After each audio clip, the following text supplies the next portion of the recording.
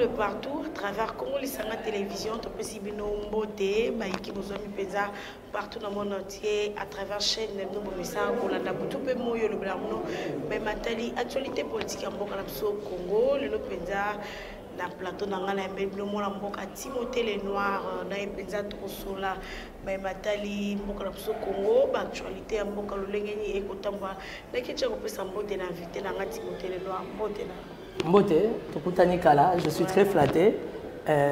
Toi, tu sais qu'à chaque fois, on a ça émission, on a eu comme il a un problème. L'autre fois, Zara, maman, on a assis l'autre, papa, mais je suis très flatté. Abonné à Onion, on appelle ça Mbote.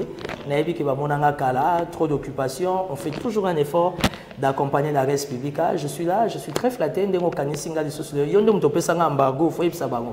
Te yondo comment on fait? Pas nanyo abenga kiyo, alobi ko yamba. Caméra na makala ndezo pekisa okoloba. Non, souci à caméra na makala te, c'est vrai, tant bakanga ki caméra et tozaki muké na souci, mais au fur et à mesure on a compris que c'était un procès préfabriqué, c'était un procès politique.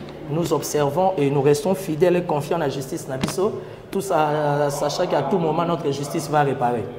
Bonne santé, bonne mboka Congo, comme on dit, non, santé ngamoro d'abord, ça va, biso la politicien tous la maladie, moro tension, charge en bokeleki, mais à part ça, la République ça va, les chefs de l'État fournissent beaucoup des efforts.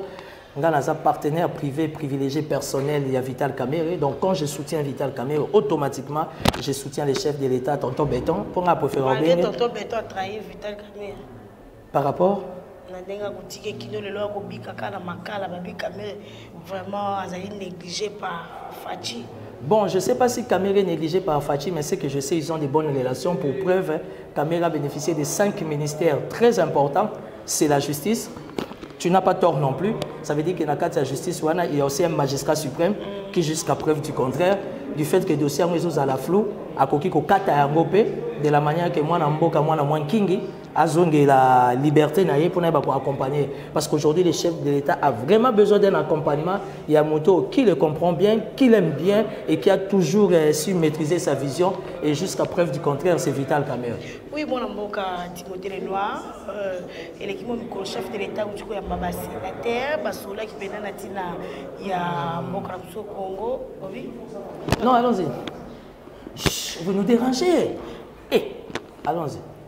Oui, moi, je suis Timothée les Noirs, chef de l'État, où il y a Baba Sénateur, Basoli Penza, même Matali Mboka Congo, surtout les Cabo Itali Loya Noël Tiani, où il était Pédapitopa, il y a Katamboka, au milieu, il y a comme division, il y a Katamboka, Basoli Penza, même Matali, Kolomabé, immunité, il y a aussi un premier ministre. Non, je pense que rencontre et chef de l'État sénateur, c'était une démarche républicaine. Mais je pense que la meilleure des meilleures, il y a des démarches, les chefs de l'État, ils ont la chaleur, ils ont un contact permanent avec la population. Parce que la vision, l'idéologie, la pensée, l'union sacrée, à niveau de la classe politique, ils ont maîtrisé. Mais à niveau de petit peuple souverain primaire, ils ont maîtrisé. Alors aujourd'hui, je pense que le chef de l'État, sénateur, c'est son droit le plus constitutionnel. Et puis le chef de l'État cherchait, il paraît, je ne vois pas, je ne pense pas parce que le chef de l'État a beaucoup de priorités. Matata Pogno, c'est un sénateur qui se respecte, c'est un sénateur qui a beaucoup accompagné la République. Et aujourd'hui, la question sur Matata Pogno et l'inspection générale des finances, nous avons compris qu'au sein de l'inspection générale des finances, ils sont un peu dans la distraction, ne sachant pas... Non, il ne suffit pas que le Bamoutaïbi. Il suffit qu'on ait sa preuve que... Oui, il suffit qu'on ait sa preuve que Mouta détourné. Parce que la première des personnes qui avait initié, qui avait écrit dans l'IGF, la contrôle à Bukangalonzo, c'est Matata Pogno. Je ne pense pas qu'il y a un voleur ou un détourneur à Rolinga contrôler Salama. Et puis pour votre information, Bukangalonzo avait un comité de gestion. Alors pourquoi jusque-là on n'interpelle pas les comités de gestion? À part ça, il y avait 3 ou 4 ministres qui étaient ici déjà, ministre qui était déjà chose, comment vous appelez, contrôle, nous c'est l'équipe. C'est l'ancien ministre de la Finance, M. Yav. Balouka, ancien, il y a industrie, je crois Germain Kambing était là à l'époque, si je me trompe. Balouka, il y a agriculture. Attends, il y a un tracteur, qui a chantier à Kamerhe. Il y a un tracteur, oui, a chantier à Kamerhe, c'est un faux débat. À l'époque, quand on parlait de Bukakalonzo, Kamerhe était au chômage, Kamerhe était au sein de l'opposition. Kamerhe a Somba Bilanganaye à l'époque, depuis qu'il était au Parlement. À Somba, d'ailleurs, le tracteur, Kamerhe, basa lango évaluation et koufa depuis année. Ça veut dire que ça va traiter mon koufa bandakala, ce qui pose problème parce que ça qui va modèle mon spécial commandé ba pompe lango ils ont moi Moi, je suis proche partenaire de Vital Kamerhe. Je vous donne l'information. Donc, on a compris que c'était un faux débat. Aujourd'hui, on cherche à éliminer, entre guillemets, tous les candidats à l'horizon en 2023. Mais c'est un faux débat. Faisons les choses comme faisait Kabila. 11 candidats présidents, 32, 33 candidats présidents de la République. C'est ça la démocratie, c'est ça l'état des droits. Aujourd'hui, vous allez gagner quoi? Matata Ponyo aujourd'hui fait la fierté de la République au travers de 3-4 nations, consultants, c'est une fierté pour la RDC. Aujourd'hui, mais aujourd'hui, c'est Rossar Malonda à l'époque qui a été allé à la Cour constitutionnelle pour défendre le pouvoir. Rossar Malonda, il est consulté dans beaucoup des États dans le cadre des questions électorales. Vous n'allez pas prendre quelqu'un qui faisait le coup des mains à Paris, à Canada, à Bruxelles. Il y a recommandation numéro 1. Il y a Nino, il y a CENI, c'est compliqué. Il y a les questions administratives. Il y a... Mais Faïl sait de quoi il parle. Moi, j'ai fait un effort. Je suis de l'Union sacrée. J'en suis fier, mais j'ai fait un effort d'être rationnel. Aujourd'hui, la loi sur la congolité, Noël Tchani, citoyen congolais, il est dans ses droits, bravo. Mais à Koksana, nous 100 000 signatures, parce qu'Aza député était. Mais nous sommes contre loi Noël Tchani. Nous sommes contre Yango parce que c'est une distraction totale. Partout dans le monde. Non. Infiltré par rapport à quoi? Il y a une semaine. Parce que bato Goma, au Baova na Rwanda, na bato Baova na Goma, différence c'est ça. Au Taliban tantôt Kagama Sikiwa, il y a biso Baola na Zamba, choléra et bandit. Parlons même pas de ça. Si tu vois dans un État, pendant qu'il y a beaucoup de priorités, le social, les cadres, la stabilité des cadres macroéconomiques, l'insécurité, le réchauffement climatique, au lieu de l'obélango, soit tous en Zamba, il y a mis balai à monde après Amazonie, mais sur la nationalité, ça veut dire des distractions. Il y a une semaine passée, le chef de l'État sur les réseaux sociaux a publié, la monnaie a publié que non, n'a pas coconaé. Parce que couleur ni. Mindele. Ba coconaé ba mindele ba yate. Cocona bango président de la République en béton. Aya ba coconaé na mabela ba cocoté. Alors pourquoi makamonga ba non si baraka tumbi? Non. Nazo landa malo. Nazo division 4. Tete nazo landa malo ba ya muyambo. Muyambo lobi Noël Tchani abengaki Katumbi pour abenda moi eloko. Elengi nango ya wana. Ça vient pas de moi. Comment on s'appelle encore? Muyambo nde mutalobi yango. Abengaki Katumbi abenda moi eloko. Au moins biso na politique pour na benda moi eloko ezaka nango petit problème. Solo la kaka. Ya likambo li solo. C'est pour ça la frapper pour la presse. Tenga frapper te. Ngaso na mpiaka na obengaki lwando. So na mpiaka. Obomaki lwando bomi. Gouverneur, les temps babendio maman les noirs. T'es invité babendio. Soki Gilwanda obenda nga fona za na cabinet na iti. Et pour bien fonctionner. Mais oliaka ba les à côté. T'es les à côté te. Ça veut dire que na yeba musala. So nazo tola nani nazo beta matolo pas gouv fona za na hôtel de ville. Parce que vaut mieux que tu na za na salaire que na beta matolo. Modèle gouv ça musala mabe mais Timothée le noir au kumiseka. Mais gouv ça musala mabe corona bakanga nzela.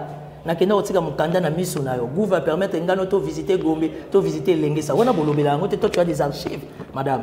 Encore il y a eu état mara. Faut là que ça archive voilà. Je préfère 10 000 fois un Chantini Ngobila qu'un André Kimbuta. Hein? Et Lengesa après 60 ans ngano sola robota mate. Avenue de la paix, avenue Kikwiti, Mombele va travailler salam. Nana koka ko ndima avenue Kasavu couloir à Zandu ti obima victoire, OK magita magasin ko opela mwinda. 24 novembre, est-ce qu'il y a viola rabino ba fille, est-ce qu'il y a boto rabino ba sac na couloir akan kokolo epeli. Mais ba ko yiba kaka. Te elengi nango bolo ba ka ya mabe. Ya malamu bino ba panzisa ngo bolo belate. La faiblesse de Ngobila c'est son entourage qui n'adhère pas à sa vision et d'aider c'est sa communication. Communication argentine Ngobila est faible.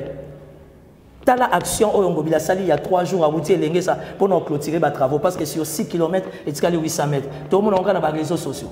Bon, maman, avant d'en monga fou la kuna zana TV ya konki. Alors, là, les réseaux sociaux, ça veut dire que la communication du gouverneur est faible. T'as la première ministre qui a action avec ça à Goma. Yo so monia à part les réseaux sociaux. T'as la tournée chef de l'État outil à Paris, à Macron, Makamobile pour l'intérêt Mboka. Yo monia les nouveaux directeurs de communication sont à Betty Vest et Maître Gim Sakosa.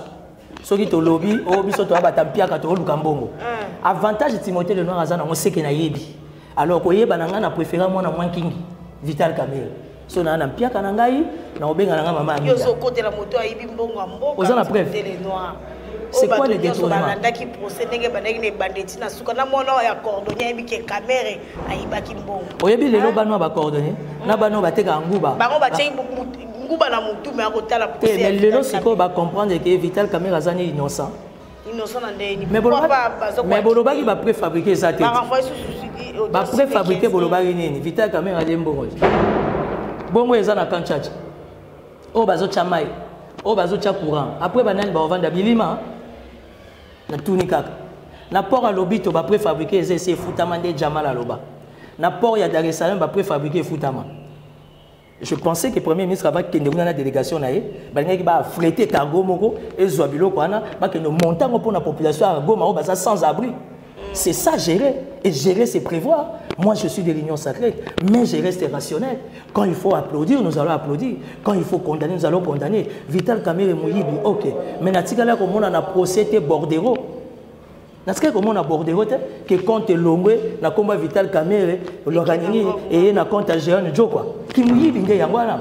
Ce qui au monde une enquête, na procès, responsabilité comme scientifique ou intellectuelle, c'est que preuve exacte. Tout temps après, tout est passé à classe. Donc, c'est pour conclure qu'aujourd'hui, nous avons compris que chaque pouvoir est na mécanango spirituellement. Malheureusement, Vital Kamerhe spirituellement, on n'a pas pu l'enterrer. Moi, on a moins king. Il aura dit que ça là. Nasi sa congolité. Congolité. Est-ce que dans le long, 3e millénaire, 21e siècle, tu connais ma congolité? Quand vous attaquez à Moïse Katumbi, et il y a déjà que les prochains, c'est Bemba. Parce que souci Zanani, comment vous appelez, Kamerhe est en prison, souci a mis balé matata immunité, il faut déclasser Katumbi, et vous aussi ça n'a Katumbi. Mais l'élection est santé pour donc qu'il y ait un recensement. Bah aussi, recensement on a besoin d'une année, bah tout n'a expert à la matière. Pour nous le recensement, on a besoin d'une année. Aujourd'hui, si vous voulez mettre Katumbi mal à l'aise, Katumbi vous a donné des ministres qui sont compétents. Le long de transport vous en a nani. Chériba ok. Il fait un bon travail, oui ou non. Na plan. Tu as l'avancée des Osama Namboka au travers au moins de Simba. Mais quand Katumbi va instruire Batounaye, Balonga la carte gouvernement, il y a une crise. Tant que crise année les perdants c'est qui? C'est le chef de l'État. Parce que nous, peuple congolais, on va plus se retrouver. Parce qu'avec Fachi, nous espérons, nous croyons que les choses vont décoller. Ce qu'il faut éviter en politique, c'est de vouloir que les choses aient son contraire. Qui est Noël Tiani? Adresse il est citoyen congolais, bravo. Ah, même la personne a 100 000 signatures. Ceux qui peuvent son code, l'expérience à Zanango, à Kokota na kasa blablabla wana, à Kogera Ngoemo. Moi, Daniel Safabi Moukoka a déposé signature. Na sepeli na réaction, il y a un Mboka Peter Kaza. Peter Kaza dit c'est quelqu'un qui parle pas beaucoup, mais quand il parle, vous comprenez que quelque part ils ont malobamore outil laboratoire. Mais nous avons jamais Kabunda Lobazo Lobate. Fachi de sa kataki makambu. Fachi a kataki en tant que président. Parce que bon, on va le bailler que président de la Fachi a kataki makambu en tant que président de la République. Kabunda peut faire le bataille que président IDPS. Tant que Kabou ya Roloba comme secrétaire le Kwaza Matine. T'es ngana banga. Il peut fatiguer makambu Matine. Est-ce que na corona oyo? Bat bon là ta masque. Oh. Mais quand on a un masque, troisième vague. Tout se protéger bien. Ah, il faut que nous ayons un reportage. Il faut se protéger. Bon, les gens sous les bois, ils vont se protéger. Oh, bah qui c'est ça? Donc aujourd'hui, la loi sur la congolité, madame, je pense que c'est du blablabla. C'est de la distraction totale. Division totale. Et dans cette division, il y aura... Voilà. Tribalisme, dans la République, perdant et qu'ils allaient perdant que Zala Moutoumoko, ça sera le chef de l'État. Or, il y a un pour la cohésion nationale. Il y a un tous à la tata moko, maman moko. Monsieur. Oh, caméraman, ça entre. Donc la question sur la congolité aujourd'hui, c'est un faux débat. Il faut laisser les chefs de l'État dans le cahier des charges à Zanango, à Saamoussa Naïbia, les payer dans les besoins, les sociaux et par terre, l'insécurité, n'en parlons pas, stabilité à cadre macroéconomique, mettre VK en prison, mettre Matata de côté, chercher à frustrer encore Moïse Katumbi. On sait que la prochaine cible, ça sera Bemba et c'est le chef de l'État qui sera le perdant. Parce que lui-même, il a fait appel à la solidarité nationale et qu'autour, il y a consultation, tout vendre pour l'intérêt en Boka. Donc, mais c'est comme si IGFP Tu sais, je vais te dire une chose, madame, je suis politique. Mais sur les la structure, sur la distraction, ma case, c'est IGF. Est-ce que la plupart des inspecteurs généraux, ceux qui général et inspection générale finance sont des mandataires publics. Ah bon? Sur base de quel élément ils sont mandataires publics? La loi permet la maximisation des recettes, la régie financière et bénéficier de 5%. Mais j'aurais appris qu'il y a une ordonnance déjà qui circule, inspection générale, dans le cadre, il y a maximisation des recettes, il y a la régie financière, inspection générale à 10%. Est-ce que c'est faisable? Donc ça veut dire qu'aujourd'hui, l'inspection générale a des chefs. La personne du chef de l'État et les parquets. Dans quel sens? L'IGF, l'inspection générale des finances, n'est qu'un service technique. Donc, si on va ici l'investigation, soit on va faire rapport et pas mon konzamboka, soit on va faire ce rapport au parquet.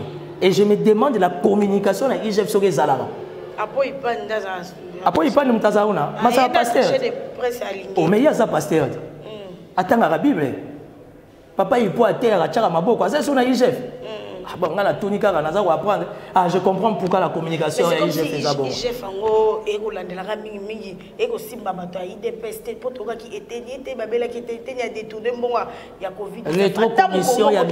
rétro-commission, dossier rétro-commission, le ministère de l'économie, ça fait 2 mois, on n'en parle pas. Vraiment. Il y a coronavirus, on n'en parle pas. Affaire carte bancaire, affaire carte. Ah, mais la famille de Minakou, la famille de Chadar, on a cité ses enfants, ils se sont organisés, ça peut procédure judiciaire, on va porter plainte. Ce sont des diffamations graves. Le Kouta ou pas le Kouta, ça veut dire que tous en stade avant il faut bien mûrir la question. En fonction. Pour nous dépenser à l'étranger. Et puis IGF. Tant qu'on a eu information et à Bongo, qu'exige la sagesse? C'est de faire rapport au chef de l'État ou soit au parquet, précaution, afin de remettre les choses dans l'état des droits. Pourquoi au sein de l'inspection générale, vous trouvez papa Mikolo en train de parler comme des enfants, quoi affaiblir affaiblir vision à chef de l'État et les perdants, non, ils sont dans la distraction. Ils sont dans la distraction. IGF, est-ce que ce qu'on a mené investigation, enquête, il faut le bango? Ou bien soit tapé ça dans mon konzamboka, ou soit tapé ça dans Nino. Comment on appelle la parquet? Pourquoi IGF là, comme institution, ne respecte pas ses attributions reconnues par la loi? Blablabla. Ça veut dire qu'il y a trop de méli-mélo, et Nyon Sowana, et ça qu'on embrouillé Mboka, aussi longtemps na Goma Batoula na Balabala. Il y a quelques jours, on a eu tout, il y a 4-5 jours, on dit qu'on tombe sur 4 à 50 personnes. IGF, il y a ça, contrôle la carte visa. Je connais un commissariat général de la police. Je suis un policier qui m'a combien de rations. Il y a dotation. Il y a un soldat. Je suis un état-major général à OIA. Il y a une investigation. L'armée a dégagé combien pour la guerre, pour les soldats. Parce qu'il n'y a pas que l'Est. Kinshasa fait à la protéger. Goma, Abito, Grand Bandundu, Grand Équateur. Tout ça, il y a un budget. Ils ont libéré. Depuis les 18 ans, comme l'IGF veut bien faire son travail, il y a une inspection générale, il y a FARDC, il y a l'audit. Est-ce que tu as dit que Soda matata pour nous muyibi, acha soda na bancarisation les 15 à zona banque. Soda comment on voit les 3 les 5 il y a moins ezoya. Il j'ai fait quoi enquêter. Qu'est-ce qui fait que le salaire des soldats pose problème? Qu'est-ce qui fait que la ration, la dotation, la prime, il y a des soldats qui ont posé problème? Il y a grand politicien, grand bongol.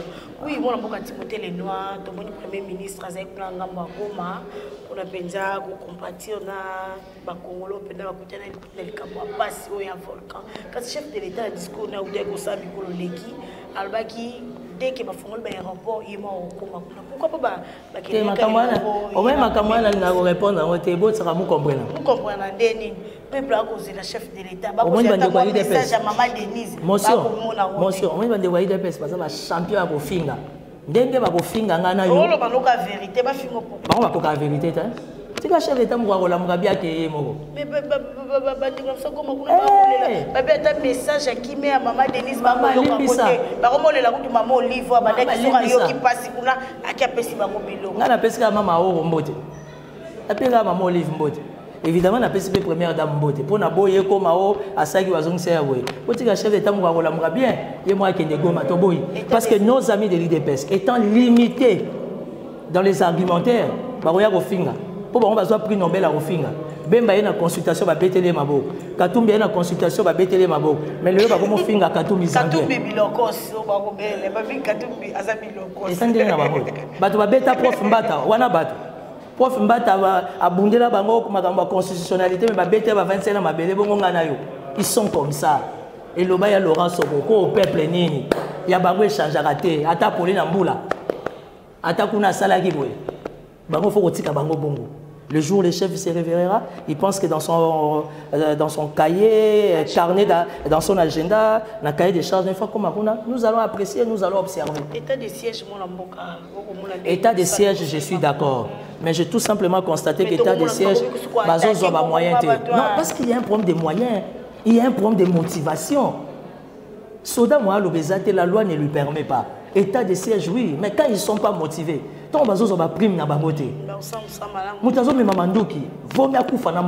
et puis quel est l'avenir d'un soldat congolais?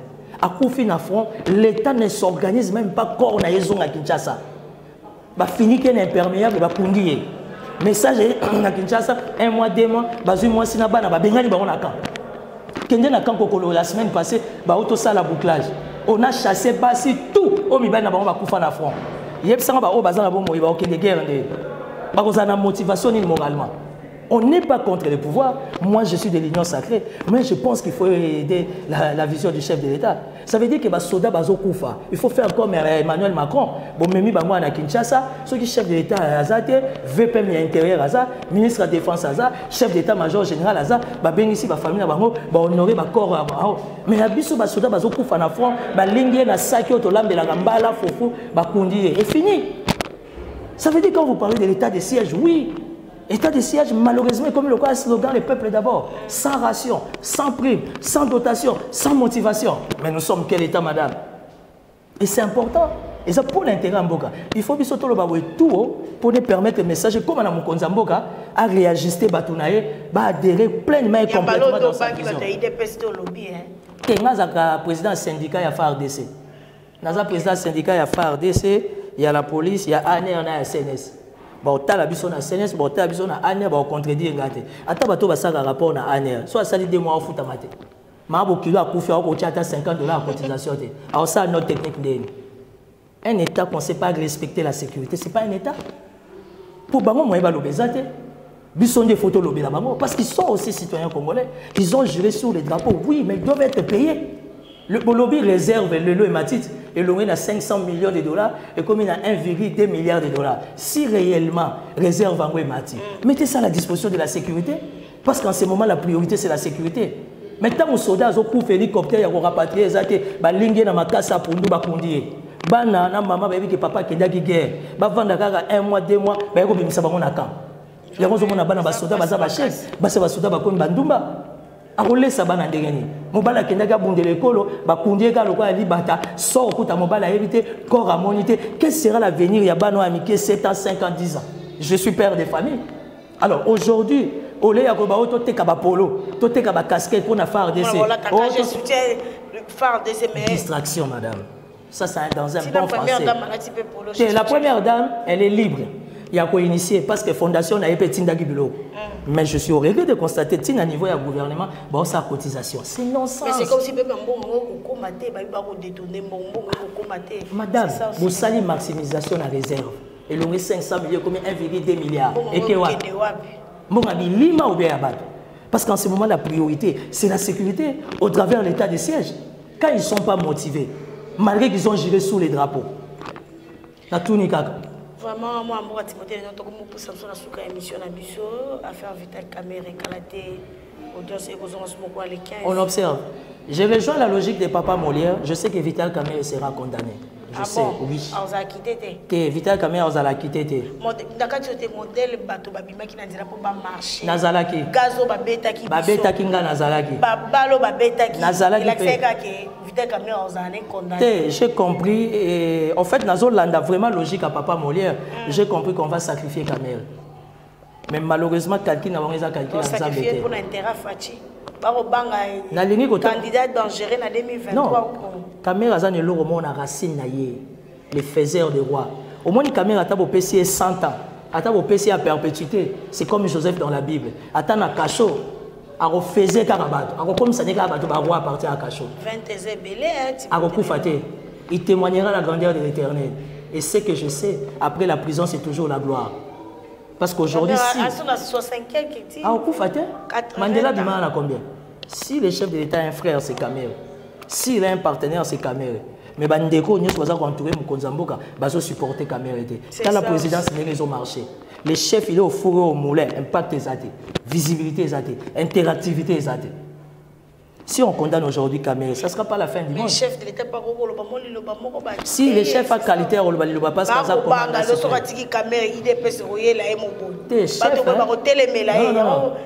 Fachi aujourd'hui, depuis qu'il est chef de l'État, il est sous-président IDPST. Il est sous-président Baloubate. Il est président Congolais, homme d'État. Ça veut dire qu'il y a un indicateur où il y a un santé, donc il peut se décider,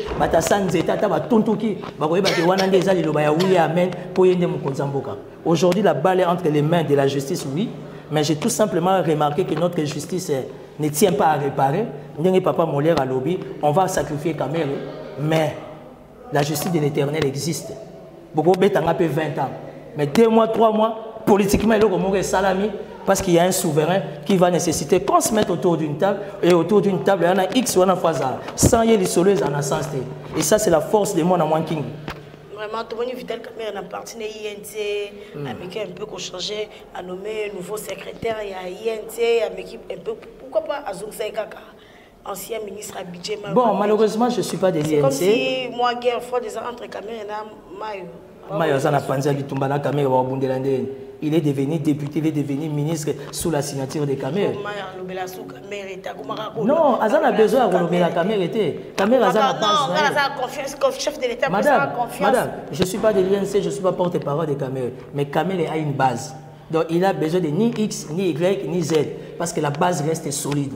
Et aujourd'hui, la force de Vital Kamere, c'est sa base. Atta Timothée le Noir à l'Obéli était base de l'Obélaï. Donc aujourd'hui, par rapport à sa lecture, moi je le félicite. Ndengache Billy Kamba et qui s'est déjà impliqué dans ma partie en haut, félicitations. Mais la CPL na casting VK Sali, ils ont lancé déjà qui a Zalate, ils ont préparé partie pour 2023. La moine batotuman qui sont à niveau national, Balem Adilo va porte-parole, Excellence Bamolène de Sakombi Bazali, Jolino Makelele Dirkab, toutes ces histoires là. Je lui ai posé la question. Président Poignon, Sali Wabi, je préfère ça, parce qu'à l'horizon, il y a ça. Alors, en tant que visionnaire, moi, j'adhère dans sa vision. Donc, félicitations à Bandego Bazu Poste na INC, base à la prise de conscience, base s'attacher ma casse na base, parce que VK Zalaté 2023, il y a une surprise qui arrive. Timothée Lenoir, message na na bakongo manyo bakolando. Tes message na sengira merci. Na ba yini ngobila na musala maba kosala. Bon ba yini ngobila ba na poto mali ya ofele ba ya na Kinshasa. Obayaka na nona dossier yumbi kalate ko fo. Te dossier yumbi kalate te dossier yumbi c'est fungwami et na kata dossier yumbi il y a pas le nom de Ngobila. Moi aussi j'ai pensé, je me disais que Ngobila était dedans. Dossier yumbi c'est fungwami. Moi na poto ya yebi ke Ngobila zalaki aya o témoigner. Ngapela muta yumbi eti muta. Bien soutenir bata poto mingi oke bazana malili na corona bakangami na ndako mitu ezo chauffer. Bino ga bana poto. Bwana tata moi mukolo azaka mandefu baza combattant na âge na ye 65 ans combattant. Oh, Moussa qui combattait ici, là, Fatia comme président. Si moi, j'en ai pas, j'ai couvert, oui, mandé, fait belé, oui. Tata moi, mon colo est combattant. À quoi qu'on appelle le français, na tout ni kaka. Voilà, on a Roger le combattant. Ndinan. T'es ngala biga tata moi, mon colo, oui, il est libéré. Azara na mandé, oui. Fatia, béton, bah, Roger Luma. Au moins, il va tout mino yozo le bana. Na mon avant la catégorie, mon abo ketchup premier. Pour débat français, je vais tomber l'oiseau. Jésus. Merci beaucoup pour l'invitation. Je suis nationaliste et je suis patriote, partenaire de Vital Kamere et moi, King, mais je soutiens mon président de la République qui est Fachi Béton et tout. Je suis Kabila Mbote, on a commis Kabiliste. Je suis maman Denise, je suis maman maman Mida a besoin de Mbote. Pour chaque temps, on a besoin de maman Boni ou la Mouki, papa la Mouki bien, de on est l'équipe déjà Mbote na TV. Vraiment. Maintenant, Dimingi, de partout, à travers Congo Lisanga, comme Nasuka, avec nous, Timothée Lenoir, na présent de solution ma question d'actualité, tout comme Nasuka. Merci Mingi, na Junior Mboui, merci na Yannick Stopira, merci président na mon vieux Roger Luma, mon président Fachi, Victor Kapesa depuis Allemagne, Jancy, bon, pas social depuis États-Unis, mon vieux c'est les Tonga de Lausanne. Regarde, monsieur qui nous a mazongité, Tokutani, la Mikolezali Koya.